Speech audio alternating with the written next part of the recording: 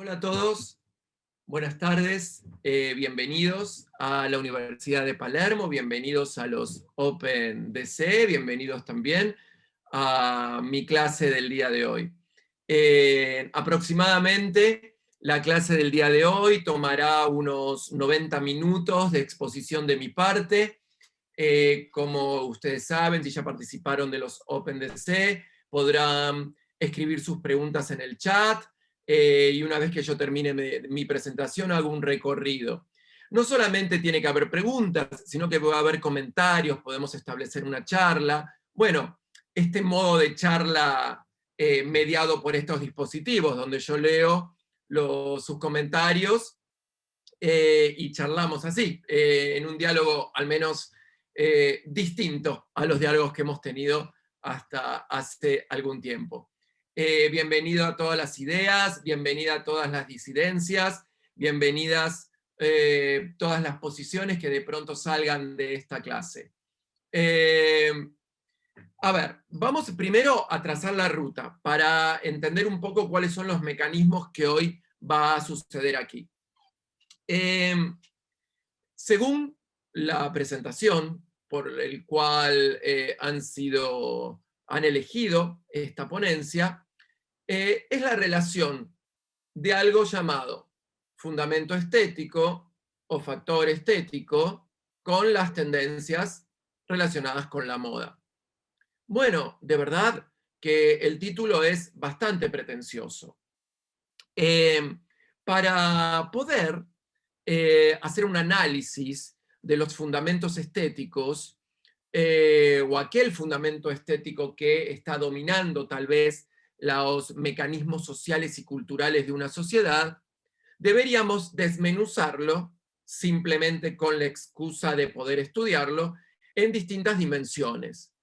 La dimensión estética, como ustedes bien saben, abarca la dimensión de la creación, la dimensión filosófica, la dimensión del arte, la dimensión de la creación de la imagen. Y es en esa donde yo voy hoy a anclarme.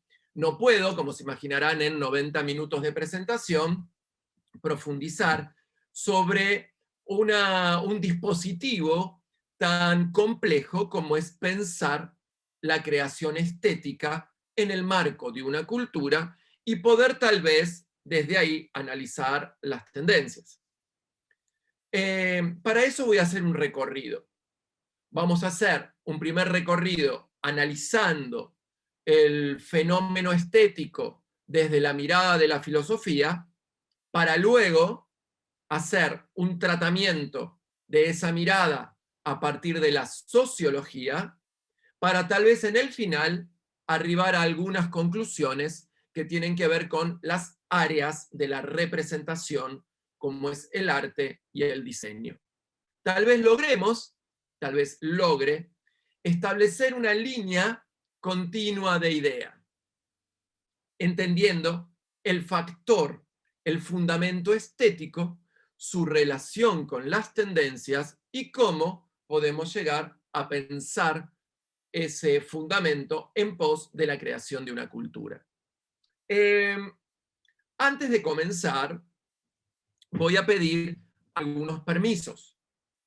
El primer permiso que les pido es que si hay aquí algún participante que padece de ansiedad y que no puede soportar por motivos personales una exposición teórica, les pido por favor que se sostengan un ratito. Son 90 minutos de un tipo de continuidad de pensamiento donde trataré, con mi mayor esfuerzo, de enlazar sentidos y hacerlo lo más claro que pueda, a pesar de estar hablando de un fenómeno tan complejo. Les pido por favor que anoten sus ideas en un cuaderno, pueden grabar esta clase, pueden a su vez, en algún momento, una vez que yo termine la presentación, preguntarme acerca de alguno de los ítems que tal vez no quedó claro. Con todo gusto voy a profundizar y tratar de desmalezar este sentido. Hoy es una presentación que casi diría que su único fin es desmalezar, quitar malezas, quitar ruidos, quitar escombros a la hora de pensar una imagen. Trataré. Por otro lado, les pido la suficiente paciencia para entender que cuando un profesor dedica su clase a un pensamiento o a una construcción teórica, el modo de llevar esa construcción teórica es a partir de una simultaneidad de ideas, para lo cual necesito de su amable y generosa atención. Porque si en algún momento de esta presentación de 90 minutos reciben un WhatsApp, reciben un Instagram, los llaman por teléfono, se levantan o se van, es posible que en ese segmento les quede un vacío y ante ese vacío la irrecuperación del sentido. Entonces, les pido por favor, es un ratito. Si ustedes creen que podrán, bienvenidos y con todo gusto trabajaremos juntos el día de hoy. La línea de pensamiento que vamos a atravesar. Mi intención es que compartan conmigo la problemática de la creación de una imagen en esta cultura y cómo de pronto una imagen es la creación de nuevas realidades o distintas realidades en nosotros. Una imagen tiene un impacto sobre nuestra idea, sobre nuestro nivel cognitivo, que modifica esa realidad. Y en este sentido, ya comienzo con mi clase, nos ponemos bastantes Foucaultianos, para decirlo de alguna manera, y atravesamos la idea de que Foucault, una de sus, si bien no fue una ponencia de él, sino que lo dijo en una charla, pero fue muy interesante, dijo que una experiencia es en todo caso algo que nos atraviesa y nos modifica. La experiencia de pensar una imagen y relacionarla, tal vez, y con toda la suerte, con moda, forma parte de la clase del día de hoy y espero poder trazar algunas líneas. Este profesor, quien les habla, Gustavo Lento, me presento, no va a tratar de dar hoy, como no lo hago nunca, ninguna respuesta. Estoy harto de aquellos que quieren todo el tiempo dar respuestas como único factor de pensamiento en nuestra sociedad. Me gusta indagar e inducir la reflexión a partir de los interrogantes. Soportar el interrogante sin respuesta será hoy tal vez parte del motor de esta clase. Para ello, voy a comenzar pasando un video muy cortito. Ese video, necesito que lo miren con análisis de obra. Cuando digo con análisis de obra, no es una historia de Instagram, no es una replicación del feed de Instagram o un TikTok, es un documento audiovisual que va a meritar cierta reflexión posterior que trabajaremos con ustedes a lo largo de esta presentación de 90 minutos del día de hoy. Para eso voy a sacar esta placa, voy a sacar un segundo la cámara, a pesar que yo supongo que ya todos estarán acostumbrados que si yo no estoy en imagen, sí estoy en esencia. ¿De acuerdo? Entonces vamos a tratar de ver el primer video.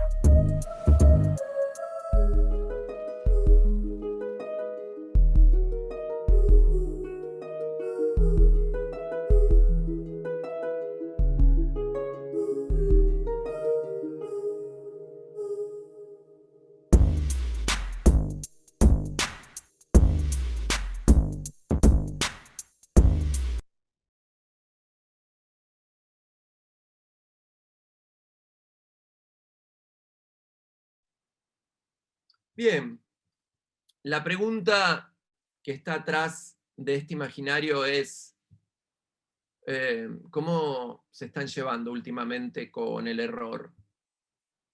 ¿Cómo se están llevando últimamente con la imperfección? ¿O con la angustia?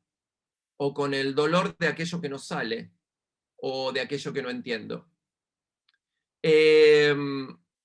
De algún modo, en este video, estamos tal vez viendo que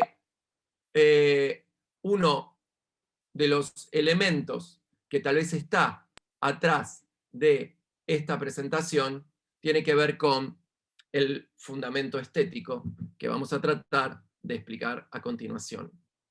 Para ello, voy a comenzar con la lectura breve. Seleccioné unos párrafos de un filósofo coreano, el cual me considero no solo un seguidor, sino que a través de los años, su lectura, los cursos, mis estudios, me considero, bueno, casi capacitado para poder parafrasearlo y explicarlo, que es Byul-Chul Han, este filósofo contemporáneo, es en este momento profesor de la Academia de Artes de Berlín, pero además es un coreano que estudió Alemania, filosofía y literatura alemana, y su tesis doctoral fue nada más ni nada menos que especializado en Heidegger. Para ello voy a tener una lectura, pero permítanme un segundo, volver a compartir la pantalla.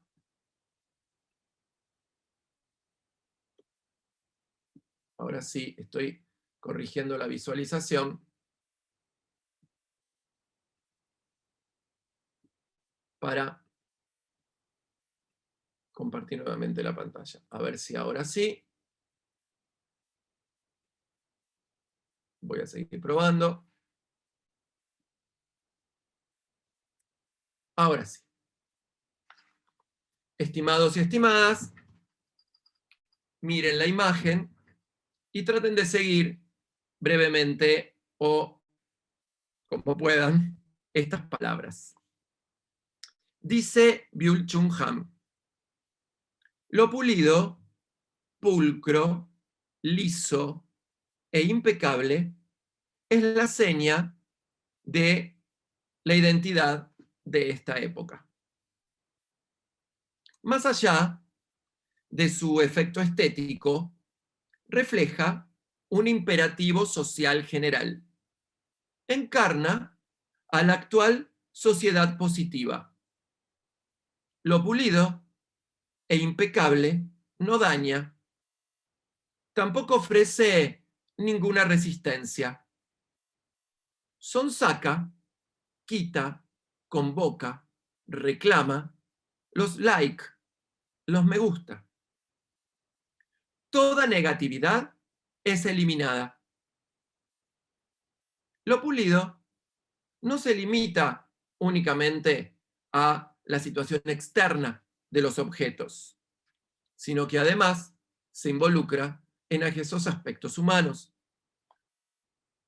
El compartir, el dar me gusta, representa un medio de un pensamiento pulimentado. Los aspectos negativos se eliminan porque representan obstáculos para la comunicación acelerada. Jeff Koons, el artista que hizo esta obra tan emblemática como todas sus obras, pero puse una obra que es bien reconocida, Jeff Koons, es el artista actual con mayor éxito. Es un maestro de las superficies pulidas. En Jeff Koons, por el contrario, no hay ningún desastre, ninguna vulneración, ningún quiebre, ningún agrietamiento y tampoco ninguna costura. Todo fluye en transiciones suaves y pulidas. todo resulta redondeado, pulimentado, bruñido. El arte de Jeff Koons es un arte de las superficies pulidas e impecables y de efecto inmediato. No ofrece nada que interpretar, que descifrar, ni que pensar. Es un arte del me gusta.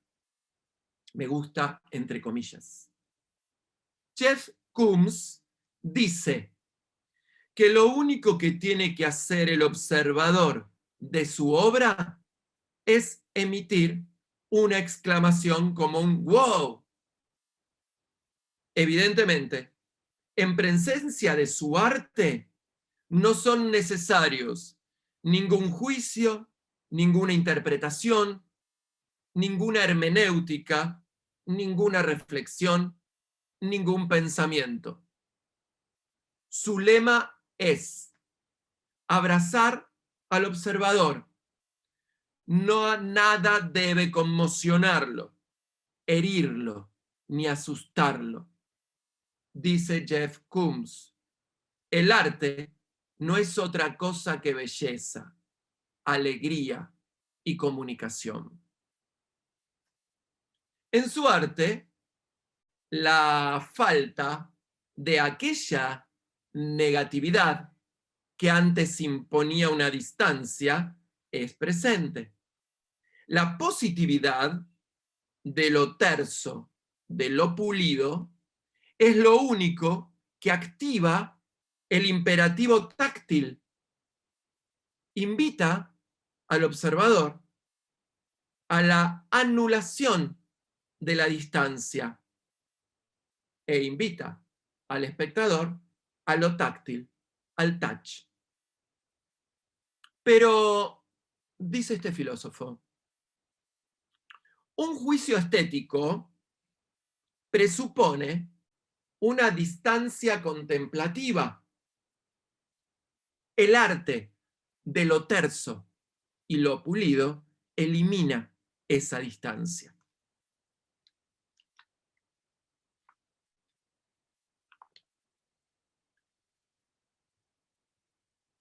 En este arte, uno no se encuentra con un otro, sino solo consigo mismo.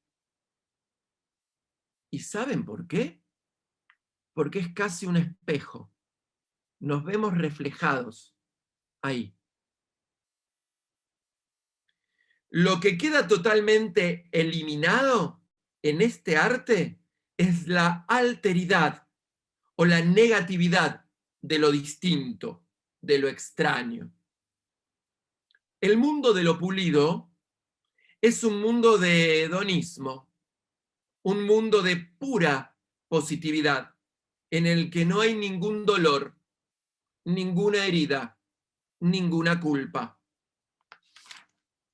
Estoy leyendo segmentos, ¿de acuerdo? O sea, no todo el texto continuo, sino una selección que yo hago. Lo único que quiere este arte es agradar, no derrumbar. Hoy, lo bello mismo resulta satinado cuando se le quita toda negatividad, toda forma de conmoción y vulneración. Arte satinado. Lo bello se agota en el me gusta, en el like. La estetización demuestra ser una anestesia para nuestro modo de percibir.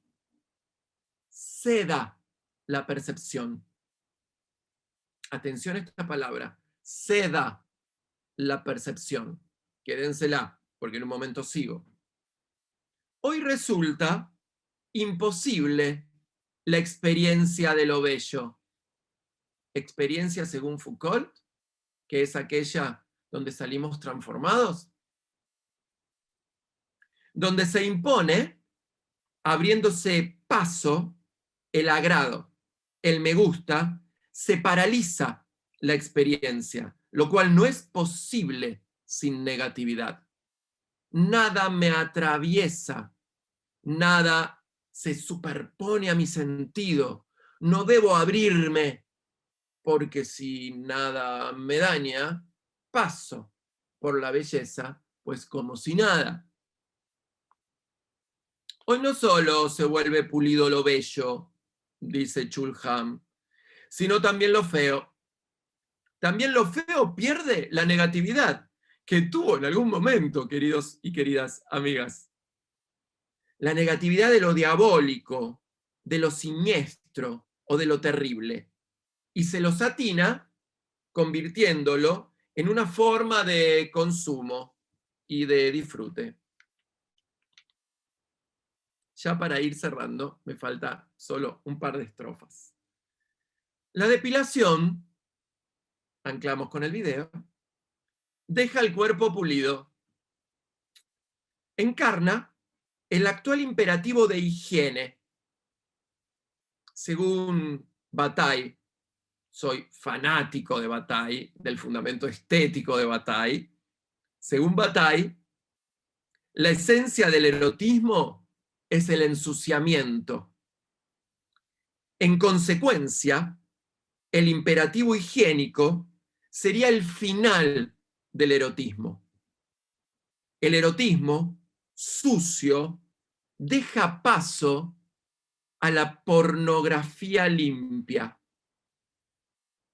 Precisamente, la piel depilada otorga al cuerpo una pulidez pornográfica que se percibe como pura y limpia. La sociedad actual, obsesionada por la limpieza y la higiene, imaginemos hoy en pandemia, este texto fue escrito antes de la pandemia, es una sociedad positiva que siente asco ante cualquier forma de negatividad. Toda resistencia que viene del otro perturba lo pulido. La comunicación de lo igual es lo único aceptado. La comunicación de lo igual, del que opina igual, del que piensa igual y del que me da like es lo único aceptado. Este texto pertenece al primer capítulo de La salvación de lo bello, de Byul-Chul Han. Después, si quieren, les paso bien el nombre, el texto, donde lo pueden tal vez comenzar a indagar. ¿Qué estuvimos tratando de entender? Una imagen, una tendencia, un éxito de un artista, un filósofo que lo explica, un filósofo que nos hace entender, hey, ¿qué onda? La belleza de lo pulido, de lo terso, sin el espacio de la negatividad que funda el criterio de lo bello o el criterio del fundamento estético ante la contemplación de aquello que no soy yo, es eliminada a partir de esta tersitud, a partir de este tipo de satinamiento que, evidentemente, como dice Chulham, no es solo en el objeto. Hay algo que pulimentó también nuestra vida, nuestra cultura. Ustedes, estimados amigos y amigas, sabrán que estamos en uno de los momentos más difíciles de la historia de la humanidad que nos ha tocado a estas generaciones. Nunca voy a olvidar el primer día, por ahí en los primeros meses de que empezó nuestro aislamiento preventivo para cuidarnos entre todos. Lo primero que pasó en redes es la exigencia de otros a hacer cosas. Yoga, cocina, estudiar, fue una influencia de redes total, gente haciendo gimnasia por streaming, un loco total.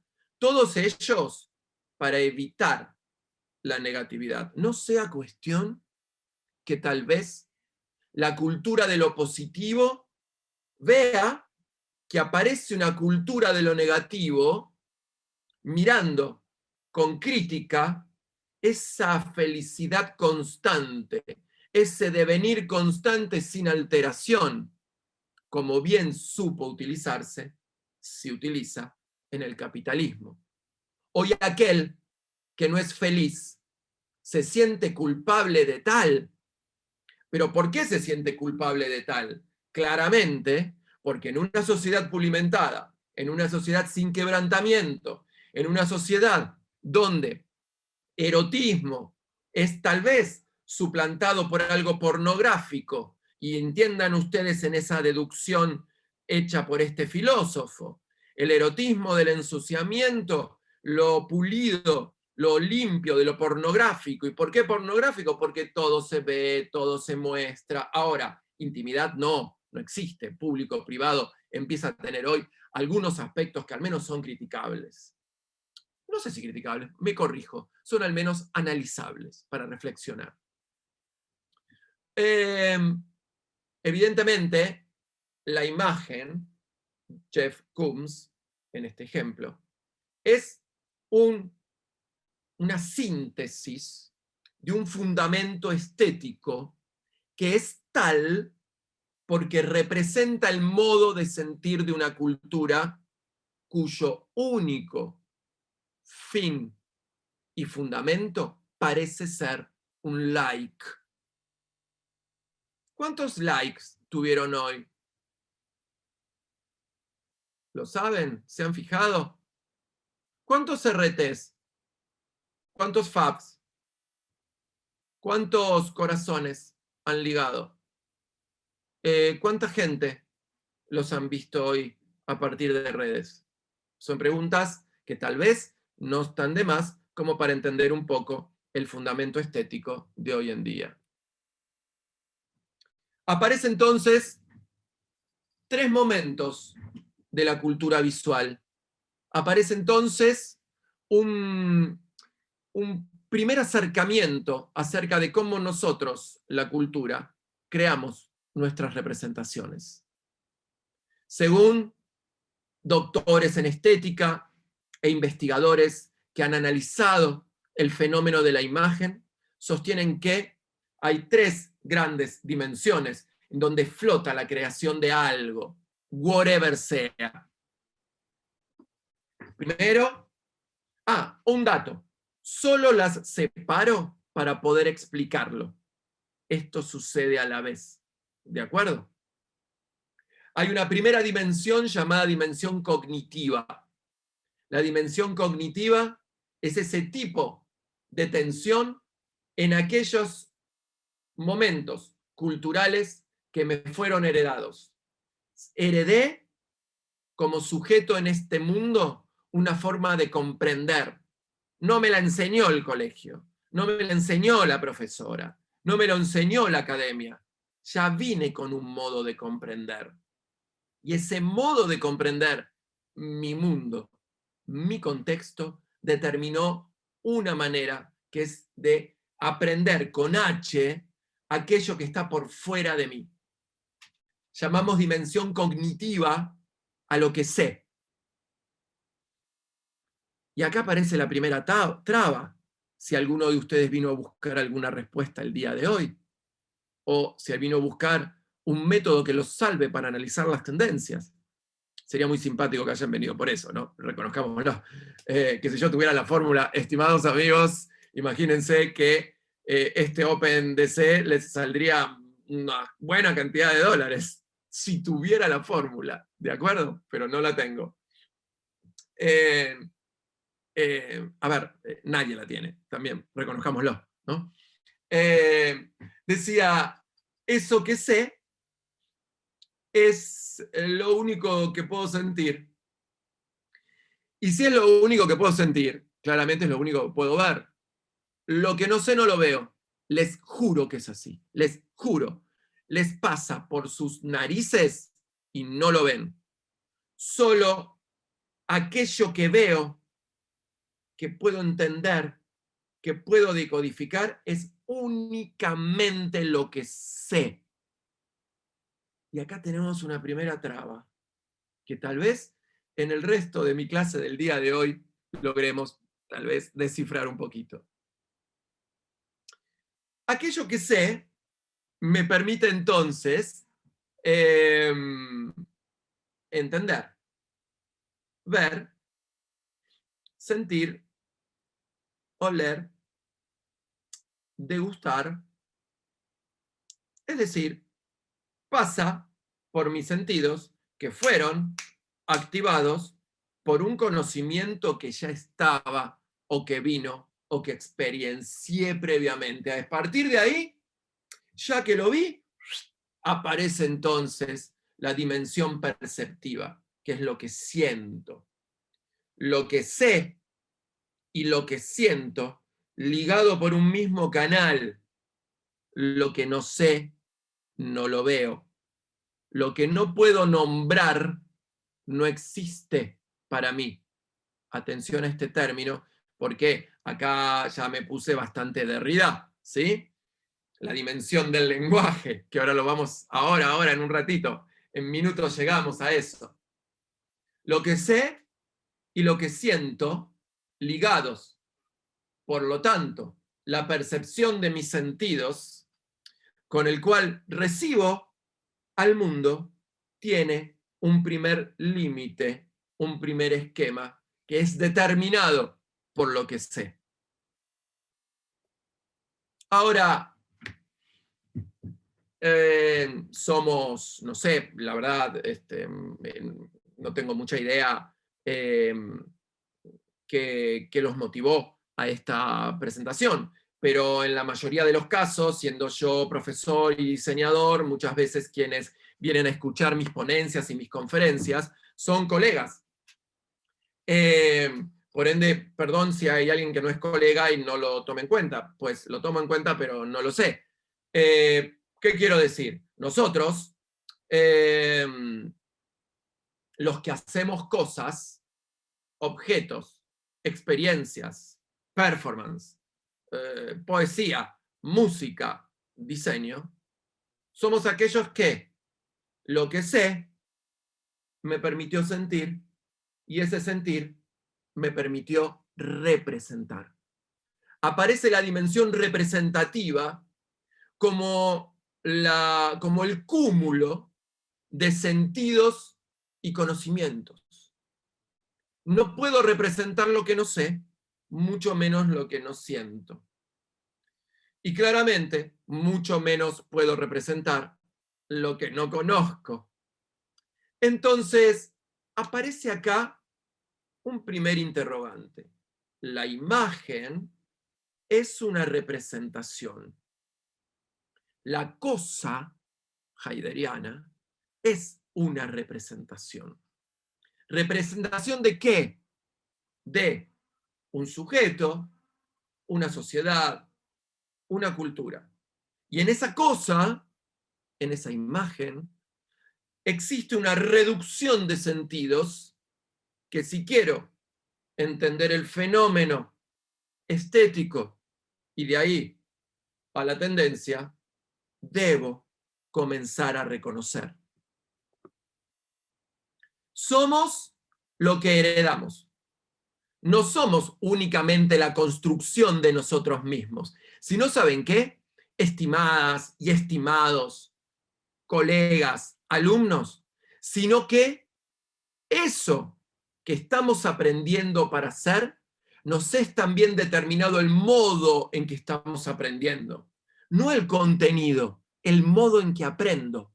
El modo en que aprendo a leer, el modo en que aprendo a mirar, el modo que aprendo a mi gusto, mi forma de ver, hasta el autodeterminante fucking prejuicio que tenemos, es un modo cultural que nos viene heredado, aprendido. Somos lo que heredamos. Heredamos un texto, es decir, un lenguaje. Atención acá, acá es el punto más Derrida que tiene mi presentación el día de hoy. Si miramos por fuera de nosotros, y eso que está por fuera de nosotros es algo parecido a un texto que tengo que mirar, que tengo que decodificar, que tengo que entender, que tengo que establecer un criterio de interpretación, es decir, que ese texto que está por fuera de mí, llamemos realidad, es un lenguaje. Y si es un lenguaje, podríamos estar presente que heredamos un lenguaje. Por lo tanto, si heredé un lenguaje, si heredé un modo de ver, pero heredé un modo de comprender y heredé un modo de interpretar, tal vez sea que todo lo que no heredé, no lo veo, no lo entiendo. Es más, ¿saben qué? Ni existe en mí. Pero como ente, como diría Kant, como ente, sí existe. La formación de lenguajes, sigamos la línea de pensamiento, es un trabajo de las culturas. Es decir, no me voy a poner aquí muy profundo, pero ustedes saben bien que cultura, lenguaje, humanidad, elementos cognitivos están todos relacionados a partir de que podemos construir un lenguaje. Ese lenguaje que nos da una oralidad y también una textualidad y un modo narrativo de poder pensar y decir las cosas, es un trabajo de las culturas. Somos una cultura porque podemos formar un lenguaje. Ahora, a otra pregunta.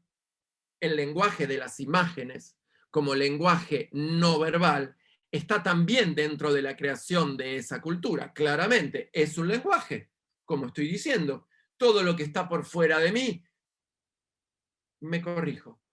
Todo lo que está por fuera de mí, incluyéndome, es un texto, por ende un lenguaje. El lenguaje que heredamos, y heredamos ese lenguaje porque podemos construir cultura. Estoy haciendo, como no, la línea.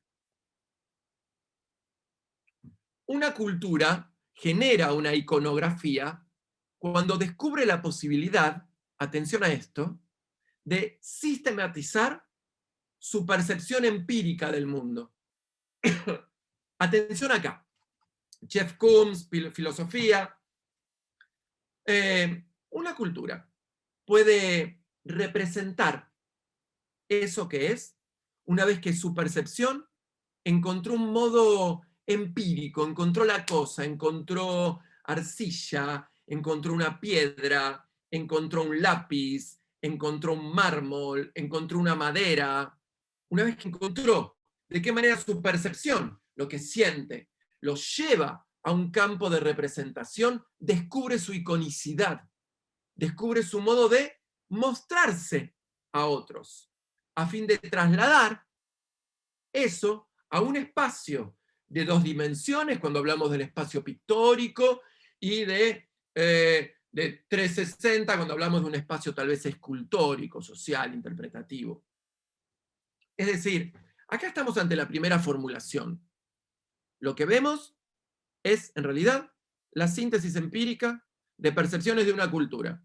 Entonces acá, ¿no? Bien, aparece Jeff Koons y aparece Chulham debatiendo. Arte sí, arte no, quebrantamiento, pulimiento. Determinada forma de representar, determinada forma de hacer las cosas, determina y presupone determinada forma de percibir. Esta es la clave. Qué severo, qué injusto, qué salvaje es cuando alguien, desmedidamente, sin la menor comprensión del acto cultural, mira algo y lo desprecia a los breves minutos de haberlo observado, sin entender que tal vez en ese desprecio hay también un gen excluyente del síntoma de una cultura. ¿Por qué? Si determinada forma de representar es la condición de una manera de percibir, lo que estoy diciendo es que esa cosa representa una fucking percepción. Y esa fuck perception es, en realidad, la que estoy cuestionando. Es ridículo decir que estoy cuestionando la cosa. Estoy cuestionando ese modo de sentir. ¿Y con qué derecho? Las tendencias suelen ser muy tiranas. Cuidado, amigos, cuidado, cuidado con esa tiranía. El sujeto que siente, el sujeto que percibe, nunca viene vacío. Este es un término muy interesante, ¿no? Desde Aristóteles para acá, ese término es tabula rasa. Significa, nunca vamos vacíos de cosas.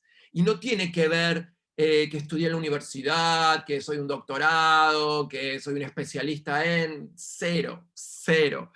Quien tal vez no tiene una instrucción administrativamente académica, pero sí recibió otro tipo de instrucción, es tan sujeto de la percepción como aquel que estoy parado en la cima de un doctorado. Es decir, nunca vamos vacío.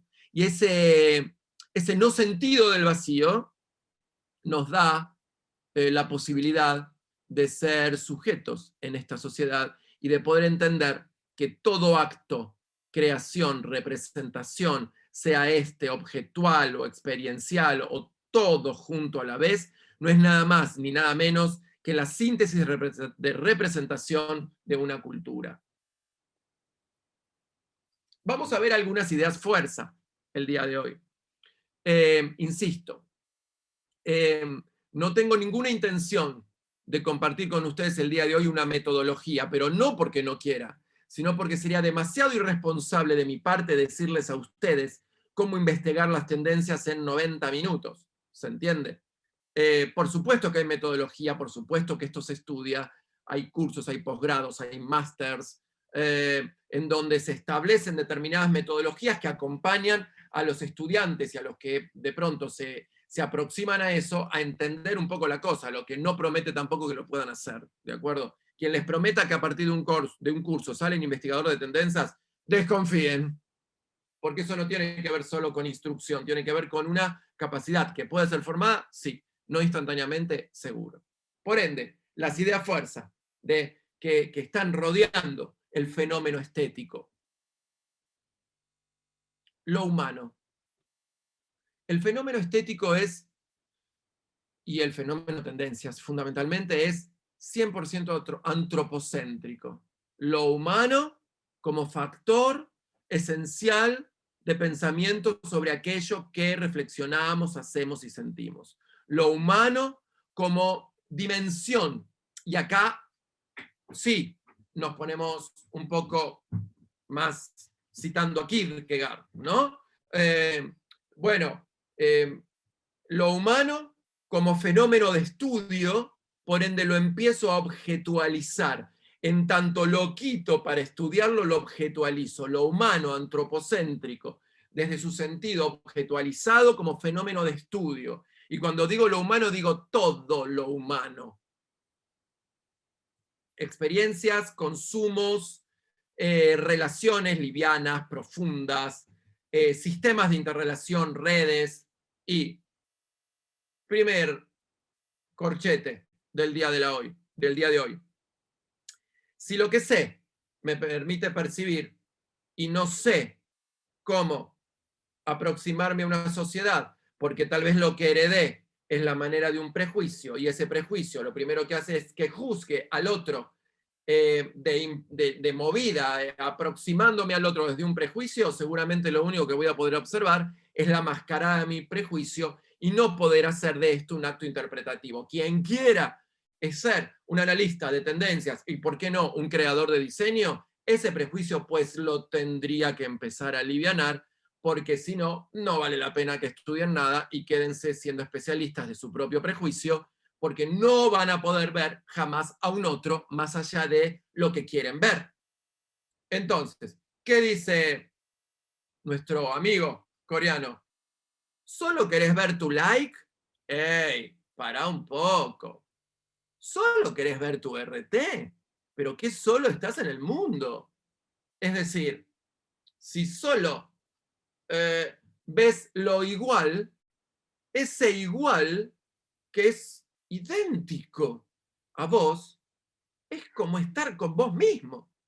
Entonces, en lo humano, en el factor antropocéntrico que determina el factor estético, claramente aparece la disidencia, la divergencia y la diversidad como fenómeno para pensar el valor de una imagen. Lo social, hechos, interpretaciones. Lo social como ese modo colectivo en que la humanidad mostramos nuestras acciones. Lo social como fenómeno motor desde el núcleo de una pequeña porción, tal vez llamada individuo, luego familia, luego comunidad, luego provincia, luego país, luego mundo, hace que nuestras acciones sean determinantes porque son confluyentes entre divergencias, acciones comunes, acciones colectivas, movimientos.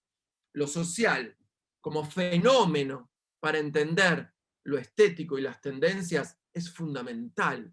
Y cuando trabajo en la información e instrucción de mis estudiantes al respecto, muchas veces creen que hay un texto que diga lo social. Es muy lindo y muy ingenuo también, ¿no? Gus, ¿qué puedo leer para entender el fenómeno social? Y claro, yo quedo ahí estrepitado contra una pared, reventado como un mosquito, porque digo, ay, ¿cómo hago para no desestimular a una persona que tiene ganas de entender el fenómeno social, pero tampoco decirle que hay un texto que lo pueda hacer entender todo el fenómeno social? Diarios, medios, web, Instagram, libros, textos, filosofía, mi vida de atención, mi modo de relacionarme con los otros, mi experiencia de ir al supermercado, mi experiencia de ir a un aula, mi experiencia de estar aquí con ustedes, hace al factor social y su estudio. La imagen. Estamos llegando. La imagen. Bueno, a ver, hey, ¿qué onda con la imagen? Y es poderosa la imagen, amigos. La imagen nos cambia una realidad. Veo una imagen, inmediatamente puedo empezar a pensar otra cosa. Veo una obra de arte, me transforma. Veo una obra de teatro, me transforma. Leo un texto, me transforma. Paso por la clase del profesor Gustavo Lento, me transforma. El valor de la imagen establece en nosotros una experiencia de transformación. Y esa experiencia de transformación recrea una nueva realidad. Atenti para los que creamos cosas, porque el impacto en el otro es de transformación. Y esa transformación los hace, me hace responsable de aquello que digo. Una imagen es en realidad la síntesis de representación de una percepción y de un conocimiento a priori. El creador de esa imagen es en todo caso el relato más claro de cómo percibe su mundo. Y eso es lo maravilloso de esto. Entender que el que crea muestra una síntesis de lo que sabe. El que crea una imagen, digo, ¿no? Bueno, el que crea una torta también. Y el que crea la experiencia para sobrevivir en esta cultura también muestra lo que sabe. Entonces, digo, la imagen crea realidades, nuevas realidades. Y en ese punto nuevo hay que entender que esa imagen es leída por un texto que aprendí a leer. Si esa imagen no es leída por un texto que no aprendí a leer, tal vez lo pueda leer otra cultura, no la mía. Entonces, atención al creador de imagen, su contexto y su medio cultural. Un poco más, ya estamos llegando, la cosa. Y en este punto, recuerden que recién dije la cosa Heidegger, ¿no? Texto de Heidegger, dificilísimo, pero lo vamos a tomar desde el lugar más llanito, desde el lugar más fácil, que es la cosa como ese lugar de significación empírica de algo, ¿sí? La cosa como relación sujeto-objeto. A veces somos sujetos, a veces somos objeto. Podemos ser sujeto sin objeto, podemos ser objeto sin sujeto, podemos ser sujetos con sujetos. Es decir, en esa dimensión elaborada entre el sujeto y el objeto aparece la pregunta sobre la cosa. Y la cosa es la condición simbólica, cultural, en donde se inscriben la historia de las percepciones de determinadas comunidades. Y esa cosa es además el sistema implícito de representación en lo contemporáneo. Esas cosas que están ahí, que usan otros, que tienen otros, tienen el gen de la información necesaria para interpretar una cultura. El mensaje. Todo es producto de interpretación, claramente. Somos seres culturales que podemos interpretar, vivimos para interpretar. Sabemos que a principios del siglo XX hubo algunas vanguardias artísticas que intentaron con toda la furia el grado cero de significación, y bueno, no pudieron, porque en tanto vino el primer Pancho y se le paró al cuadro de Malevich y dijo, oh, blanco sobre blanco, seguramente debe querer decir, y ahí la cagó, porque inmediatamente el grado cero de significación e interpretación, el humano parece que no estamos listos para estar en cero, es decir, todo contiene un mensaje. ¿De dónde deviene ese mensaje? De todo lo que acabamos de ver. Hay un mensaje que es el que trae la cosa, que tiene que ver con una acción simbólica, connotado, y empírica real, denotado. Fíjense cómo los mensajes están parados también, no se pierdan en esto, en un modo de interpretar. También aprendí a interpretar. Entonces, si yo le muestro un meme, si viviera mi abuelo, tendría como 100 y pico de años, pero creo que tendría, la vez pasada saqué la cuenta, creo que 110 años. Si viviera mi abuelo de 110 años y yo le muestro el meme, ¿no? Decir, hey, pensá, lo descubrí, el eureka, tal vez no lo entendería, porque no entendería el valor de esa imagen como meme y no entendería el significado proporcional que tiene como síntesis de una cultura preparada para la inscripción rápida y contaminante y viral que tiene un meme. Para poder pensar dónde están esos cambios, a partir de todo esto que estuvimos viendo, tendríamos que entender que el factor de una tendencia se encuentra en donde vemos que se produce el primer quebrantamiento de un esquema, un cambio, una transgresión, una anomalía. La tendencia aparece en donde hay una filtración.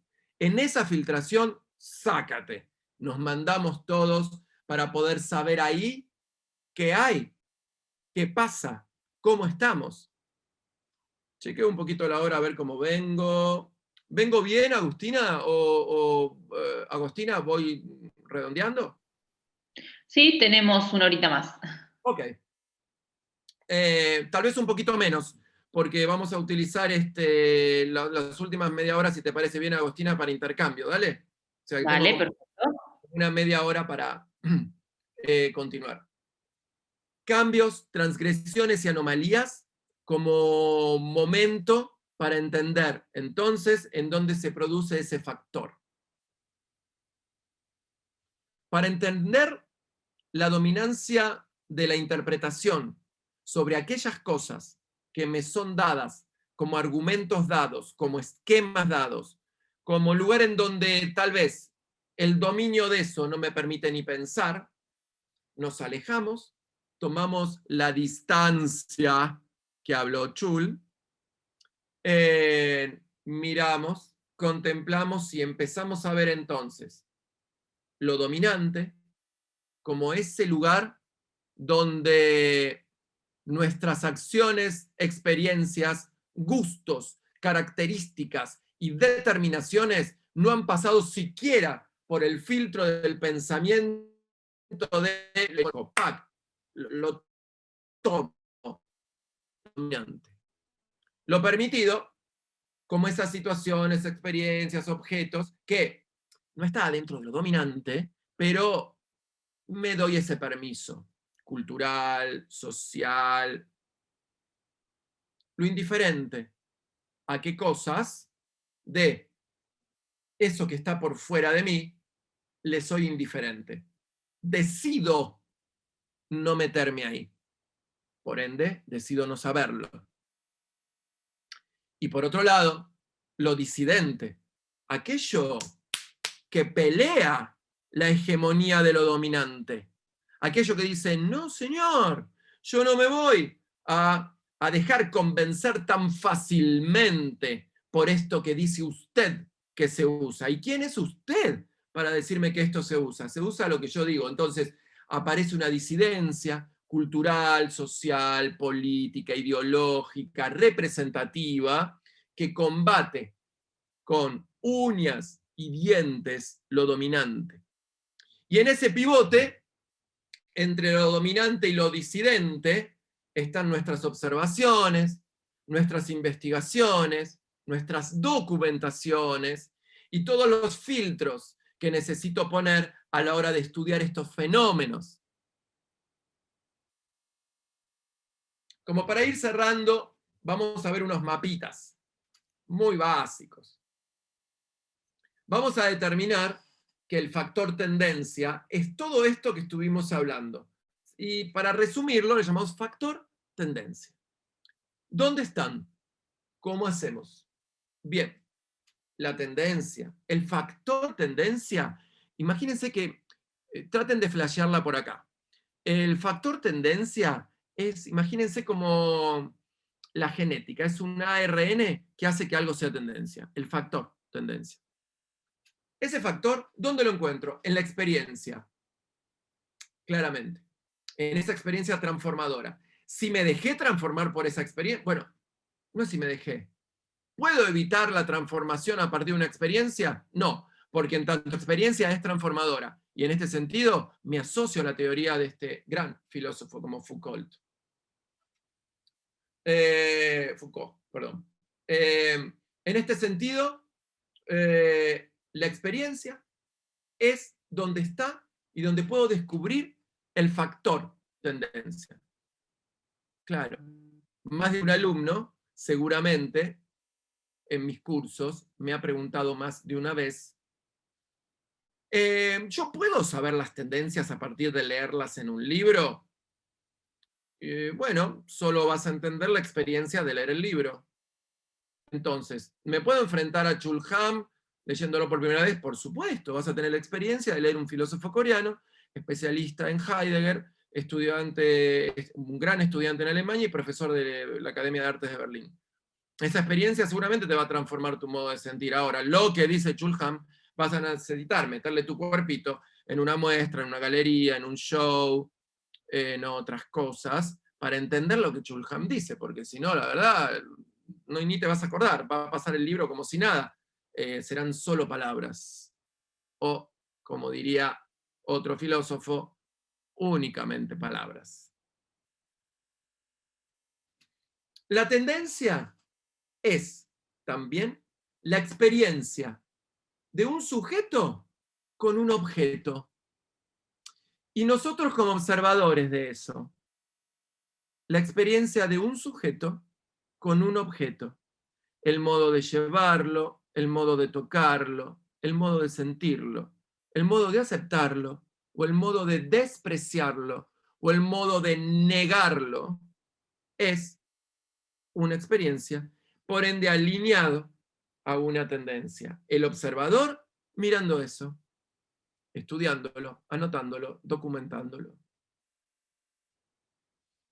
La experiencia la puedo encontrar a partir de mis sentidos. Como solo veo lo que sé, imagínense, no voy a captar lo más mínimo de la experiencia de un sujeto y un objeto si no la paso por el tamiz de mis sentidos. Ahora, esos sentidos que dije hace un rati, solo funcionan si le metiste data y si tenés un buen backup, bueno, a ver, claramente la experiencia me permite conocer y saber. Esa experiencia que me permitió conocer y saber me permite sentir. Y si me permitió sentir, seguramente voy a poder como observador alinear el sentido del factor tendencia. Sentidos, objeto, experiencia, sujeto. Se arma ahí un dato buenísimo para la observación de las tendencias y el fenómeno. Bueno, voy con todo esto a ver las tendencias, pero tengo miedo del lugar. No quiero meterme en esa página web, es muy densa. No voy a ir a un aula a enfrentarme a una clase de filosofía, me aburre, me duermo. ¿Qué quiere decir esto que acabo de decir? El contexto es uno de los lugares en donde sujeto y objeto se interrelacionan en una experiencia. Observo la relación con la cosa, la relación con el mensaje, me adelanté, la relación con los sentidos, la relación con el contexto. Sujeto y objeto y observador se encuentran en un espacio metafórico simbólico. ¿Qué significa ese encuentro? ¿Qué quiere decir este encuentro?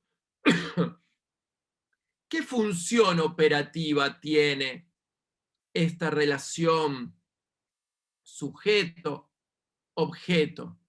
Y esa significación connotada, que a veces establece también un rango simbólico, en mi interpretación es un espacio metafórico simbólico. Y como tal, debo tratar de entender la metáfora de una época. Porque en la metáfora de una época está también la significación de los modos de decir de una época. Bifo Berardi, filósofo contemporáneo, del cual también soy fanático, últimamente cada vez más, dice que lo único que nos va a salvar en este tiempo es la poesía. Piensa en un toque.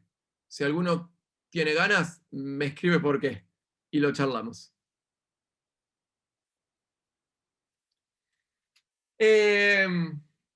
¿Puedo ver el factor tendencia si desprecio la otredad?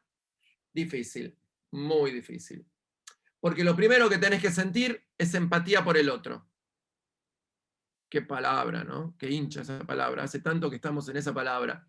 Pero es verdad, no puedo sentir al otro si no puedo verlo, no me pone a acercar si no tengo la empatía de entender al otro y meterme en su lugar de significación. El factor tendencia que determina la experiencia, el contexto, el mensaje y la cosa, también es, como dije, el contacto con lo humano.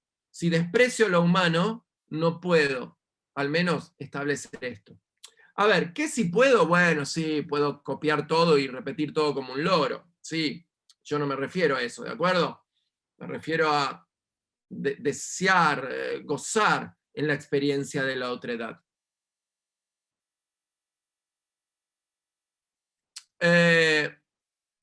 Para que el factor tendencia aparezca, es necesario descubrir, es necesario permitirme,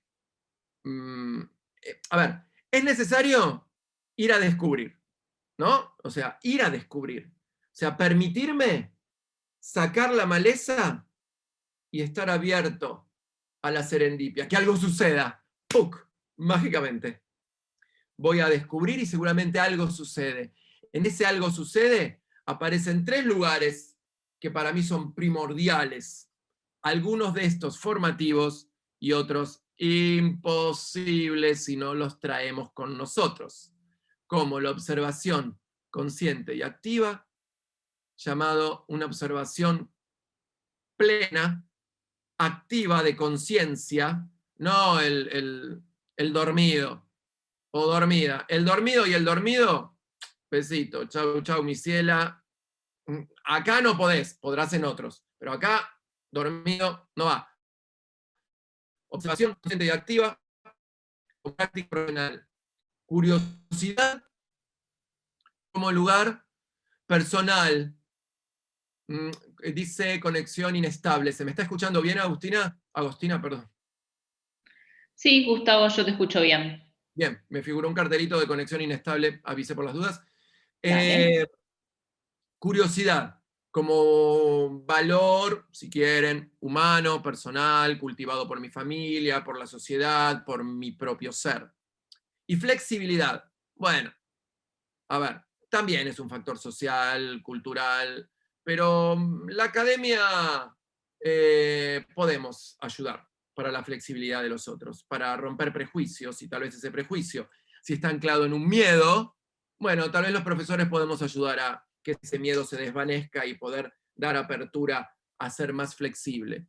Observación, curiosidad y flexibilidad como lugar, el descubrir y la serendipia como lugar para entender que el factor tendencia va como piña, como dicen los chicos. 1609. Vayan haciendo sus reflexiones, sus preguntitas. ¿Quieren que les dé 2 minutos para escribir algo? Yo porque no veo, no me llegan a mí los chats. Ahora cuando salga esta presentación abro los chats y va a ver. ¿Sí? Recuerden que yo soy de la cultura del like, olvídate. O sea, todo muy bien, chulham, besitos, besitos, pero a mí dame like. Mentira, mentira. Igual yo creo que las chicas si me ponen un quemen en la hoguera este profesor, bórrenlo, chicas. Lila, Agostina, borralo, porque me vas a dar un mal día. Bueno, sigo entonces. ¿Qué es una macrotendencia? En 2 palabras, amigos y amigas. Una macrotendencia es un fenómeno que nos intercepta socialmente, culturalmente, y que hace que modifique nuestro modo de ser, de sentir y de representar. Ese Dasein en el mundo, ese ser ahí en el mundo, el ser existente, el existente humano, que está ahí, que somos nosotros, desarrollamos acciones y esas acciones promueven nuestras costumbres, nuestros hábitos, nuestros cambios. Eso es una macro tendencia. Una macro tendencia que solo puede ser factible de entender en mi contacto con la otredad, con la teoría, con la experiencia, con la vida. La macrotendencia es entonces un factor primordial para el cambio de lo humano. Atenti, sigan mi línea teórica. Y si hay un cambio humano y hay una percepción que está cambiando, lógicamente vendrá posteriormente la representación. La macro tiene una temporalidad muy distinta a las tendencias. La macro es quinquenal, es un lustro cada 50 años, 100 años, de reiteradas costumbres que se van moviendo genéticamente, de modo viral, de modo contaminante, nos atraviesan, vamos, venimos, retrocedemos, volvemos a alinearlos en un camino, y esa sociedad que va captando cambios, ¿no? Digo una estupidez total, pero para que me entiendan el factor. Nunca voy a olvidar cuando mi sobrinito de 3 años va a la cámara de fotos analógica que yo tenía sobre la mesa y la mira como si fuera algo digital. 3 años. Yo me quedé asombrado, porque digo, ¿cómo hace este niñito que apenas está hablando más o menos bien, entender que ya sus cámaras son para ver así y no para ver por el agujerito como es la analógica? Y a mí me sonó tan interesante eso, porque digo, bueno, acá tengo como el pequeño ejemplo para ver de qué manera esa trascendencia social, cultural, heredada, a veces no nos damos ni cuenta cómo llegó, pero atravesó de un modo increíble. Macro tendencias. ¿Qué es una tendencia? Bueno, es la aparición representativa de eso que en las macro se fue fundando en el ser ahí, en el existente humano, y esa existencia humana en su devenir, piqui, piqui, piqui, piqui, fuc, cambié, siento más, y este sentir, aparece la cosa. Esa cosa es la tendencia. Llámese cosa, no únicamente al fenómeno empírico, representacional, bidimensional, tridimensional, sino también a la experiencia emocional, crítica.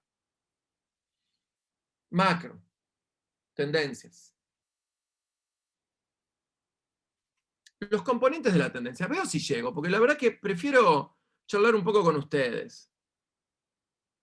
Bueno, llevamos 1 hora y cuarto de cháchara, ¿no? Tengo miedo de haberlos aburrido, de que estén todavía como, ¿no? Muy, como, bueno, ya pará de hablar.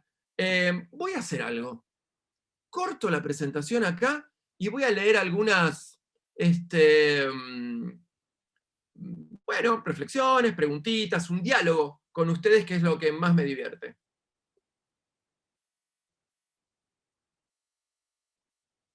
Bueno, acá estoy. Salí de este coso. No, seguí, bueno, espera un toque, ahora sigo. Uy, no, esperen, que me parece que hay un montón. No, hay 2 o 3. Ahí voy, ahí voy.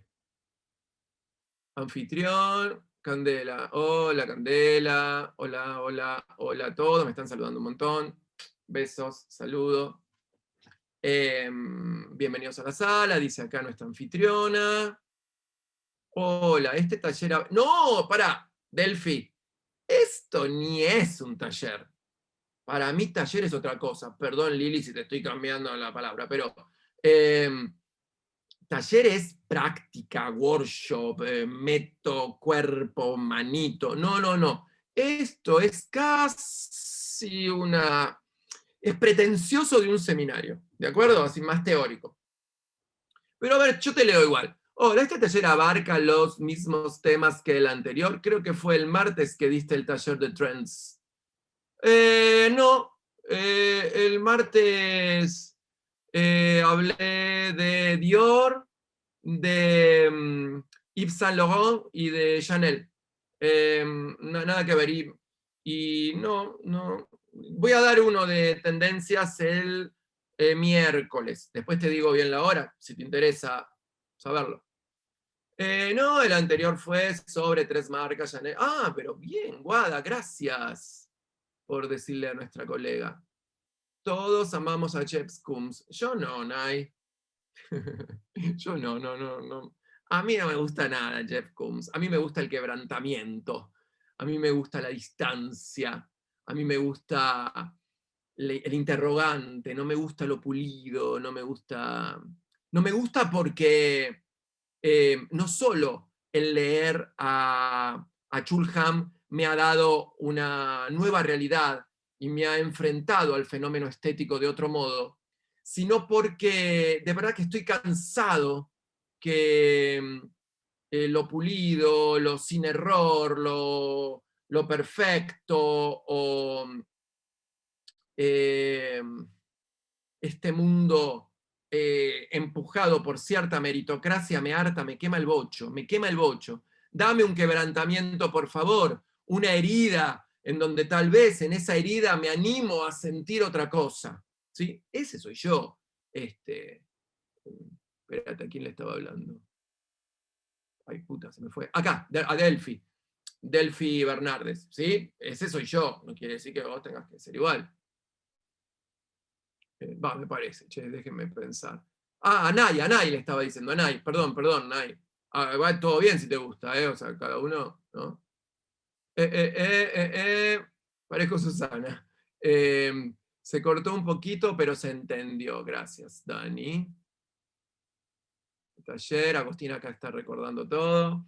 Seguí, no seguí. Me encanta el contenido, gracias, Nadia. Acá Nadia es una de mis chicas. Quienes tengan preguntas, por favor. Concuerdo, profe. Che, bien. ¿Podrías dar otro ejemplo más de macro tendencias? Es que no di ejemplos de macro tendencias, Luján. Lo que hice es explicar qué es una macro. Pero, por ejemplo, a ver, sí te voy a dar un ejemplo si querés.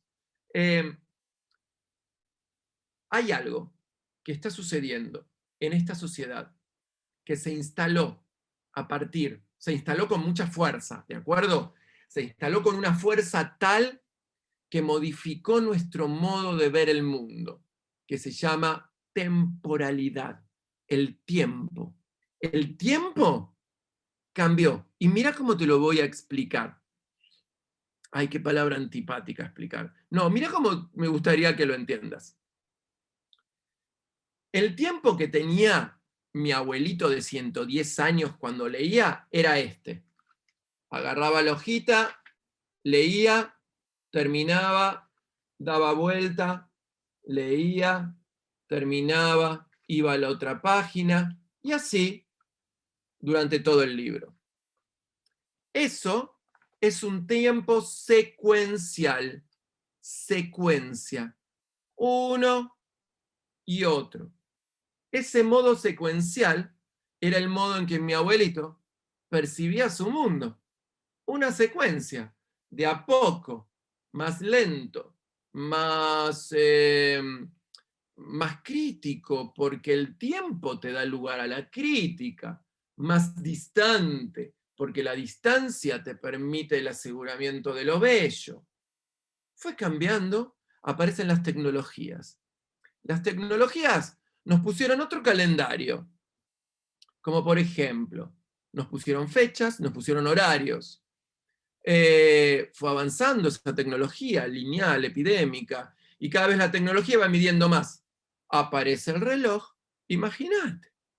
Aparece el reloj como tecnología ya lejos, y ese reloj ya me marca tiempos, horarios, la tele, la radio, el cine.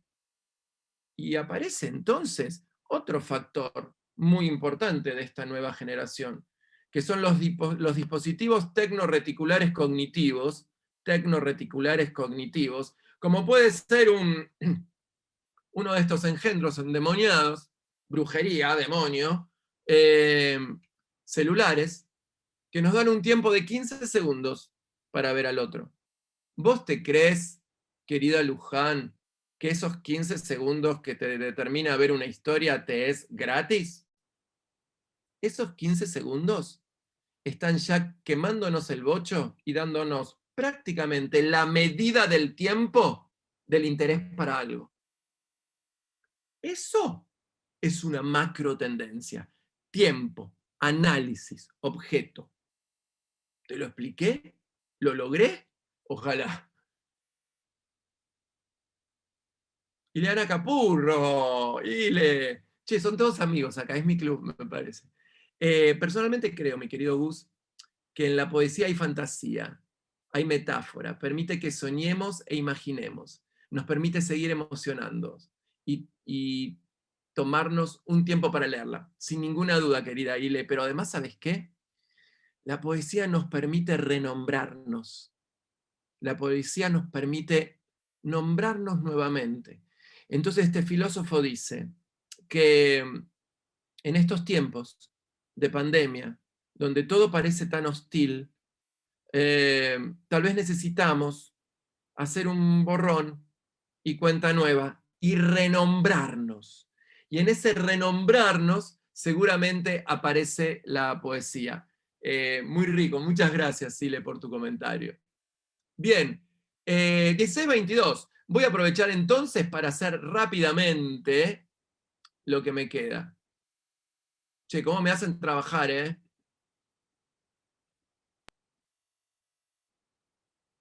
Bueno, después se lo pierden, porque termino esta presentación y no contesto nada. Bueno, ya demasiado, ¿no? Bueno, los componentes de la tendencia. Vamos, ustedes lo han querido. Vamos a ver entonces qué son las cositas que están por arriba de la tendencia, ¿no? O si pudiéramos estudiar el factor tendencia y ver, bueno, ¿qué hace que un factor tendencia esté? Entonces vamos a ver que un factor tendencia está determinado por 3 factores. Y esos 3 factores son, hay distintos sujetos que intervienen en la tendencia.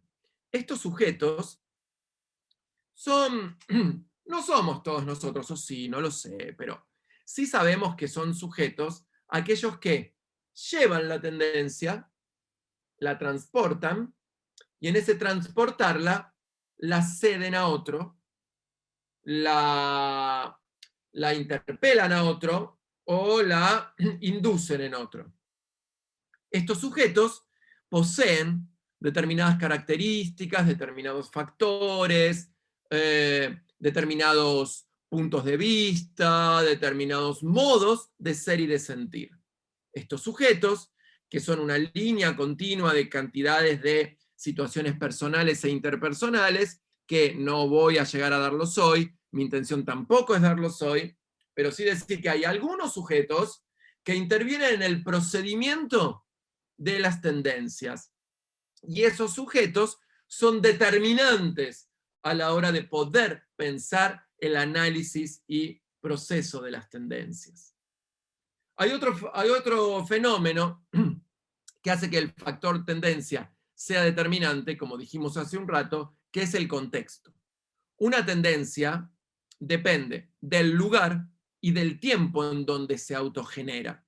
Lugar y tiempo son fenómenos a analizar para las tendencias. Yo no puedo evitar hablar de una tendencia y no hablar del tiempo, época, del contexto, dónde es espacial, virtual, geográfica.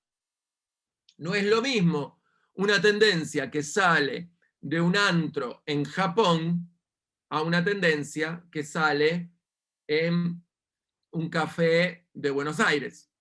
Digo, el contexto es determinante para entender, y entender los contextos no solo se necesita una observación consciente y activa, sino un nivel de análisis, que es el que se aprende en metodologías, ¿entiendes? ¿Cómo analizo un contexto? ¿Qué tengo que ver de un contexto? Mensaje. El mensaje es determinante. El mensaje es aquello que eso que está sucediendo conlleva. Teóricamente, la teoría dice cuando sujeto, contexto, mensaje se unen en pos de la construcción de una idea tal vez llamada tendencia, ahí estoy en condiciones de decir, esto es una tendencia y aquello tal vez no lo sea o le falta aún tiempo para que esto sea una tendencia. Los distintos tipos de sujetos que estudian las tendencias, los distintos tipos de contextos que estudian una tendencia y los distintos tipos de mensaje que están dentro de una tendencia son los modos que hacen de representación del fenómeno estético. Ese fenómeno estético, que es en todo caso el que nos convocó hoy y que de alguna manera intenté llevarlos de la mano hacia una comprensión más política a la hora de pensar aquello que vemos y de qué manera eso que vemos es la síntesis de representación de una cultura. No quisiera cerrar mi presentación el día de hoy sin invitarlos, si tienen ganas, el martes 11 de mayo a las 10 de la mañana estaré presentando 5 ismos de la moda, haciendo especial hincapié en el fenómeno cultural de los ismos de la moda. Como saben, no soy profesor de historia, pero sí soy un profesor que analiza los sistemas en donde se involucra la moda. Voy a elegir 5 ismos, y a partir de esos 5 ismos, hablar acerca de los modos de pensar diseño de indumentaria. Quien es diseño de indumentaria lo puede tal vez disfrutar un poquito más. El miércoles ya última de las clases, del miércoles 12 de mayo, a las 15 horas, y vengo a dar un poco lo que me piden, fórmulas, respuestas, lo hago con mucho gusto igual, que son las tendencias verano 21-22, pero conociendo al personaje, ustedes ya pueden saber que no les voy a dar nada servido. Les voy a dar reflexiones, les voy a dar preguntas, les voy a dar modos, tal vez les puedo sugerir textos, les puedo sugerir páginas, y voy a elegir de todo eso que 21-22 dice que le tengo que prestar atención, eso. Ahora, ¿qué se usa? ¿Qué no se usa? Si viene tal o viene cual, conmigo no lo esperen, ¿sí? No aquí. Quieren contratar mis servicios, con todo gusto, Gustavo Lento, Instagram, ¿sí? Che, creo que tenía la presentación de mis redes. A ver, no lo encontré, tal vez lo tengo. Si está acá, a ver un segundo, para que... no. Bueno, soy fácil, en todos lados me encuentran como Gustavo Lento, Instagram, Gustavo Lento, preguntas. Bueno, las preguntas que no me hacen acá no me las hagan en Instagram. No las voy a contestar, ¿sí? Pero sí puedo recomendar, puedo dar un like. Les doy like. Con eso cuenten. Tienen también el Instagram Lento Mode On, donde subimos los proyectos de mi proyecto académico en la UP, ¿sí? Bueno, no únicamente en la UP.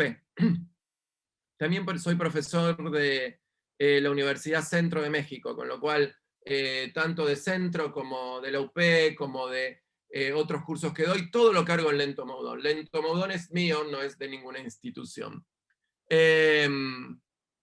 Bueno, estimados amigos, ¿podrías decir el nombre del texto que leíste hoy? Por supuesto, Catherine. Leí La salvación de lo bello, y te voy a escribir acá en el chat cómo se escribe el nombre de este señor. Es Byung-Chul